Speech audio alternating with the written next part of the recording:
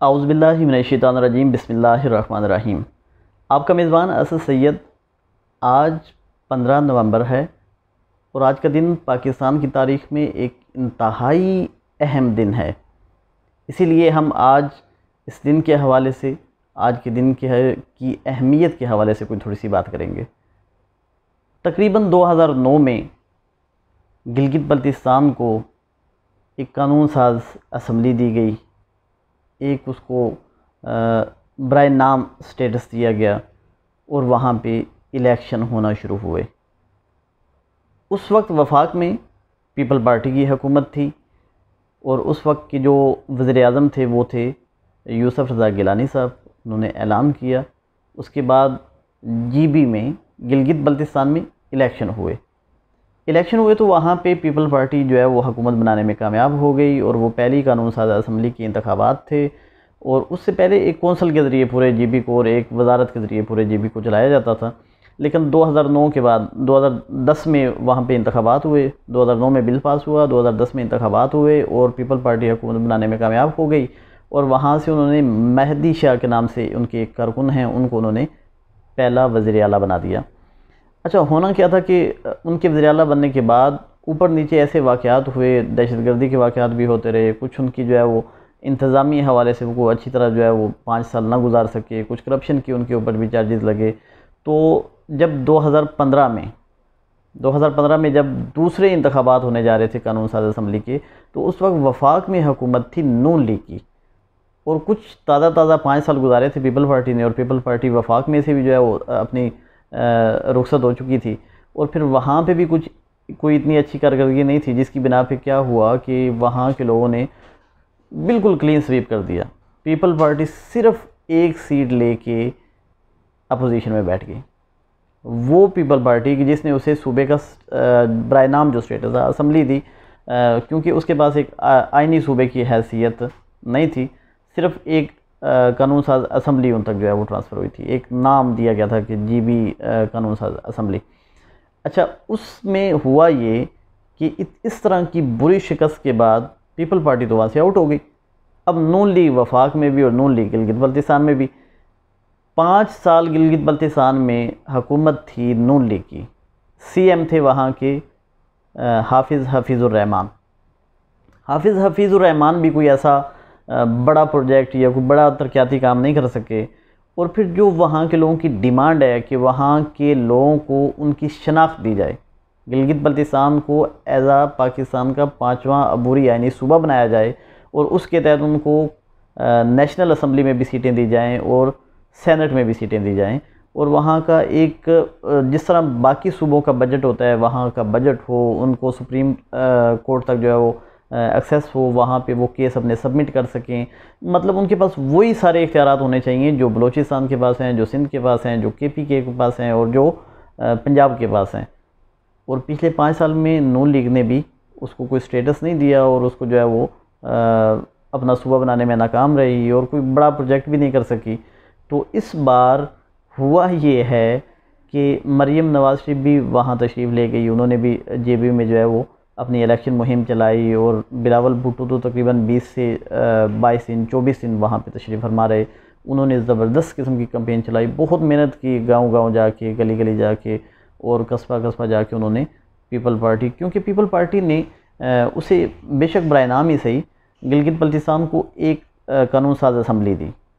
Clean sweep हो गई पिछली बार, लेकिन इस बार ज़्यादा मेहनत की वजह से जो है वो PTI के साथ मुकाबले में आ गई। अब वहाँ पे पीपल पार्टी के बिलावल भुट्टो ने बहुत मेहनत की, जिसकी वजह से पहली बार एक तारीख़ भी बदलने जा रही है। पीपल पार्टी वफाक में, पीपल पार्टी गिलगित बल्तिस्तान में भी, नून लीग वफाक में, नून लीग गिलगित बल्तिस्तान में भी। अच्छा, इस बार होना क्या चाहिए था अगर देखा जाए तो कि PTI गिलगित बल्तिस्तान में भी हुकूमत बनाने में कामयाब हो जाती और बड़ी आसानी से बना लेती, क्योंकि वो वफाक में है। लेकिन इस बार ऐसा नहीं होगा। इस बार देखा ये जा रहा है, वो कि मैं ज़्यादा यकीन नहीं रखता जो ये गैल्प सर्वे हैं और जो पल्स ने जो सर्वे की आदाद शुमार जारी किए हैं, इस पर मैं पहले एक व्लॉग बना चुका हूँ, आपने देखा होगा। अच्छा, इसके बावजूद हम ये देख रहे हैं कि 30, 26, 24 इतने का फ़र्क है। मतलब एक जमात 24% जो है वो फेवरेट है तो दूसरी 26 है, यानी वहाँ भी एक मुकाबला टफ़ दिखाया जा रहा है। और हकीकत में भी यही है, जो मेरी बात हुई है जीबी के जो है वो अपने सीनियर सहाफ़ियों से, वहाँ के दोस्तों से, वहाँ के अवामी नुमाइंदों से, तो सबका यही कहना है कि पीटीआई जो है वो बामुकाबला पीपल पार्टी, पीटीआई वफाक में होने के बावजूद और सूबे का ऐलान कर देने के बावजूद और एमडब्ल्यूएम के साथ इत्तेहाद के बावजूद वहाँ पे मुकाबला उसका बन गया पीपल पार्टी के साथ, जो कि हकीकतन अगर अच्छा जो है वो अच्छी कंपेन करते और सही तरीके से करते और मुतनाज़ा बयान अली अमीन गंडापुर साहब जो देते रहे हैं वो ना देते तो शायद सिचुएशन इससे मुख्तलिफ होती। अच्छा, इसमें एक बड़ा अहम फैक्टर है जो आज होने जा रहा है, और आज शाम जब 5 बजे इलेक्शन ख़त्म होंगे, तो क्योंकि 8 बजे से लेके पोलिंग जो है वो 5 बजे तक है, तो इसमें एक पहले से जो इजहार किया जा रहा है, ये होता है हमारे पास एक सियासी चाल भी है कि हम जहाँ से ख़ुद जीत जाते हैं वहाँ पे हम कहते हैं कि बिल्कुल ज़बरदस्त इलेक्शन हुए हैं, और जहाँ से हम हार जाते हैं वहाँ पे हम धांधली का शोर मचाते हैं। और पहले से पीपल पार्टी ने और नून लीग ने एक जो है वो एलानिया तौर पे ये कहना शुरू कर दिया कि जी यहाँ पे देखें प्री पोल रिगिंग हो रही है, यहाँ पे धांधली हो जाएगी, यहाँ पे साफ शफाफ इलेक्शन हुए तो हम ही जीतेंगे। तो ये तो वाज़ेह बात है कि अगर वो हार जाते हैं और पीटीआई हुकूमत बनाने में कामयाब हो जाती है, और ये 24 सीटें 23 हलकों पे जो है वो इलेक्शन होने जा रहे हैं, इसमें से जो तकरीबन 17-18 जो है वो मखसूस नशिस्तें भी डाल के, वुमेंस की नशिस्तें भी डाल के 17 से 18 सीटें जो ले लेगा वो वहाँ पे हुकूमत बनाएगा। अगर पीटीआई ने हुकूमत बना ली तो नून लीग ये क्लेम करेगी, पीपल पार्टी ये कहेगी कि यहाँ पे धांधली हुई है इसलिए हम नहीं जीत सके। अच्छा, एक ऐसा पॉइंट कि जो शायद बहुत सारे नाज़रीन नहीं जानते, मैं आपको बताना चाहता हूँ कि नून लीग के पास 24 हलकों में से सिर्फ 7 जगह पे इन्होंने अपने कैंडिडेट खड़े किए हुए हैं। अब नून लीग तो इस गेम से कम्प्लीटली पहले से ही बाहर है ना, उसका तो आप सोचना ही ख़त्म कर दें कि नून लीग की हुकूमत या नून लीग का जीतना, तो अगर 7 की 7 सीटों से भी जीत जाएं, जो कि बिल्कुल मुमकिन ही नहीं है, जो मेरे पास आदाद-ओ-शुमार है उसके मुताबिक 1 से 2 सीटें, इससे ज़्यादा नून लीग वहाँ से सीटें नहीं ले सकेगी, बहुत मुश्किल है कि 2 भी ले सके। अच्छा, अगर ये 6-7 सीटें जहाँ से ये खड़े हैं अगर सबसे जीत जाएं फिर भी ये हुकूमत नहीं बना सकते, क्योंकि उसके लिए आपको 17 से 18 सीटें चाहिए हैं जो जीबी असम्बली में आपके पास होंगी तो आप हुकूमत बना सकेंगे। अच्छा, जो मेरे पास मेरी मालूमात हैं उसके मुताबिक मैं आज आपको एक नंबर बताने जा रहा हूँ, क्योंकि आज इलेक्शन है तो आज सुबह मैं ये वीडियो अपलोड कर रहा हूँ, तो मैं कुछ अपना तजिया भी इसमें बताना चाहता हूँ कि पीटीआई में और पीपल पार्टी में सख्त मुकाबला होगा, जिसमें 7-8 या 8-7 के मुकाबले के साथ ये दोनों जमातें जो है वो आपस में लड़ेंगी, और अहम होंगे वहाँ से हुकूमत बनाने के लिए जो अहमियत होगी। एक तो पीटीआई के पास ये एज है, और ये इनको फ़ायदा मानने के लिए साबित हो सकता है कि इनके साथ एक जमात जो वहाँ की मजहबी जमात है एमडब्ल्यूएम, उनका इत्तेहाद है, और वो तकरीबन 3 सीटों से उन्होंने अपने जो है वो कैंडिडेट्स खड़े किए हुए हैं, जिसमें से 2 सीटों पे ये कहा जा रहा है कि वो इलेक्शन जीत लेंगे, क्योंकि एक तो उनका ऐसा नुमाइंदा है कि जो पहले भी 5 साल मुंतखब हो के जो है वो अपोजिशन में बैठा रहा, लेकिन अपोजिशन में बैठ के उसने बहुत ज़्यादा तरक्याती काम करवाए हैं। और दूसरा जो उनका कैंडिडेट है वो बिला शक व शुबा उसे कहा जा रहा है कि वो जीत जाएगा। उसकी वजह यह है कि वो बहुत पढ़ा लिखा इंसान है, बहुत ही मुखलिस, और अपने इलाके में उसकी बड़ी अच्छी पहचान है, और वो अवामी नुमाइंदगी सही तरह से हुकूमत से बाहर रह के भी करता रहा है, तो इसलिए लोग उसे पसंद कर रहे हैं। अच्छा, इस पे 2 सीटें तो इनके पास एमडब्ल्यूएम से आ जाएंगी, 8-9 इनकी अपनी हो जाएंगी। अब कामयाब ये तब होंगे जब ये आज़ाद उम्मीदवार, जो 3 से 4 का फिगर आ रहा है कि 3-4 जो आज़ाद उम्मीदवार वहाँ से जीत जाएंगे, तो उनको जो जमात अपने साथ मिलाने में कामयाब हो जाएगी वो जमात वहाँ से हुकूमत बना लेगी। अब मैं थोड़ा सा इसके अलावा, क्योंकि ये तो एक वो आदाद-ओ-शुमार हैं जो हमने अपनी तहकीक के ज़रिए, अपनी जो है वो राब्तों के ज़रिए जो है वो सामने लाने की कोशिश की, थोड़ा सा बता दूं कि 7,45,000 वहाँ पे वोट हैं जो आज वहाँ पे कास्ट होंगे, और जो जमात ज़्यादा वोट ले सकेगी वो वहाँ से हुकूमत बनाने में कामयाब होगी।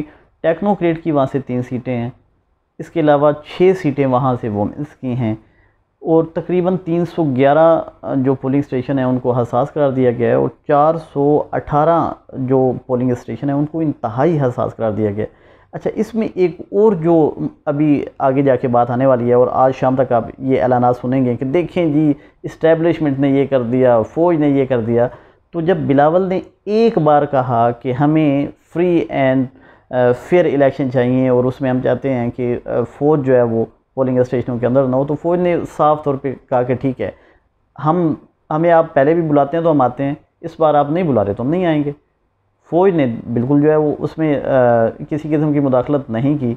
वहाँ पे सिंध से, पंजाब से जो है मुख्तलिफ़ अज़ला से जो पुलिस के अफसरान हैं और पुलिस के एहलकार हैं उनको तैनात किया गया और उन्हीं की ज़ेर निगरानी ये इलेक्शन होने जा रहे हैं।